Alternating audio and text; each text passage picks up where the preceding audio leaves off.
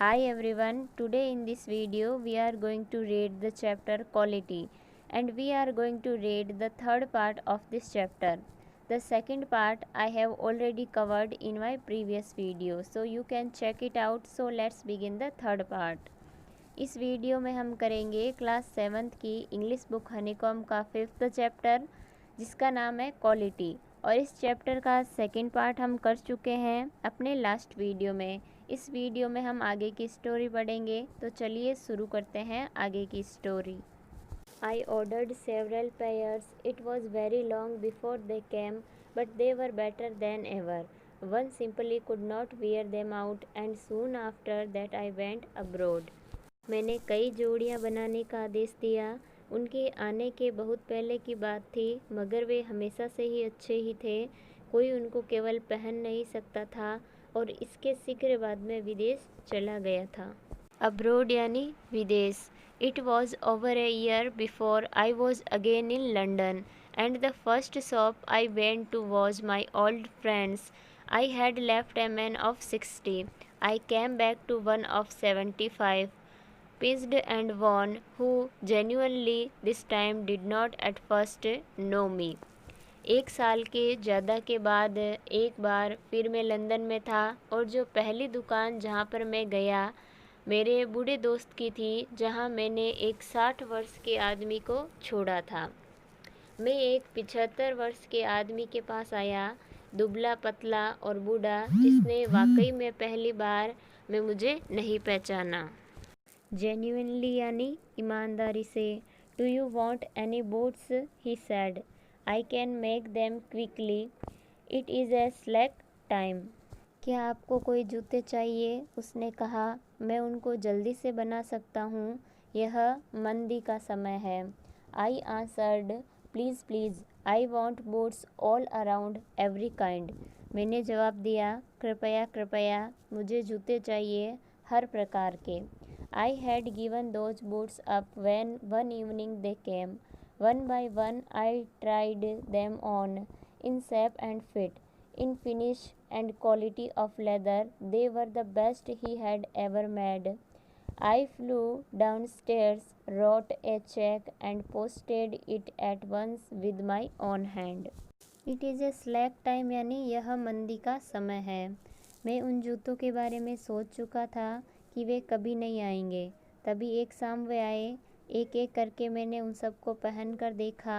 आकृति और आकार में, साज सज्जा, चमड़ी की गुणवत्ता में वे सबसे अच्छे थे जो उसने कभी बनाए थे। मैं जल्दी से नीचे गया, एक चेक लिखा, मेरे स्वयं के हाथों से इसे डाक में डाला। A week later, passing the little street, I thought I would go in and tell him how splendidly the new boots fitted. But when I came to where his shop had been, his name was gone. Splendidly यानी बहुत ही शान से। एक हफ्ते बाद छोटी गली से गुजरते हुए मैंने सोचा मैं अंदर जाऊंगा और उन्हें बताऊंगा कितने शानदार तरीके से नए जूते मुझे फिट आए। लेकिन जब मैं वहां आया जहां उनकी दुकान थी, वहां उनका नाम नहीं था। I went in very much disturbed. In the shop there was a young man with an English face. मैं अत्यधिक व्यथित होकर अंदर गया। दुकान में अंग्रेज के चेहरे वाला एक युवा व्यक्ति था। Mister Gessler in, I said. क्या श्रीमान गैसलर अंदर है? मैंने कहा। No sir, he said. No, but we can attend to anything with pleasure. We have taken the shop over. उसने कहा, नहीं श्रीमान, नहीं है, मगर हम अत्यधिक प्रसन्नता के साथ कुछ भी सेवा करेंगे। हमने दुकान को ले लिया है। Yes yes, I said, but mister Gessler, oh, he answered, dead. हाँ हाँ, मैंने कहा, मगर श्रीमान गैसलर, उसने जवाब दिया, ओ, मृत्यु हो गई। Dad, but I only received these boots from him last Wednesday week. मृत्यु हो गई, मगर मैंने पिछले बुधवार के सप्ताह ही उससे जूते प्राप्त किए थे। Ah, he said, poor old man starved himself. Slow starvation the doctor called it. You see, he went to work in such a way, would keep the shop on, wouldn't have a soul touch his boots except himself. When he got an order, it took him such a time People won't wait. He lost everybody and there he would sit, going on and on. Starve यानी भूखा मारना, accept यानी इसके सिवा। उसने कहा बेचारे बूढ़े आदमी ने अपने आप को भूख से मार लिया। धीरे धीरे भूख से डॉक्टर ऐसा कहते हैं। आप उनके काम करने के तरीके को जानते हैं। क्या उनका इस तरीके से काम करना दुकान चला सकता था? इसके अलावा उनके जूतों को कोई और नहीं छूता था। जब उन्हें कोई ऑर्डर मिलता था उन्हें इतना समय लगता था कि लोग इंतज़ार नहीं कर पाते। उन्होंने सभी को खो दिया यानी सारे कस्टमर टूट गए और वो यहाँ बैठे रहते, काम करते रहते।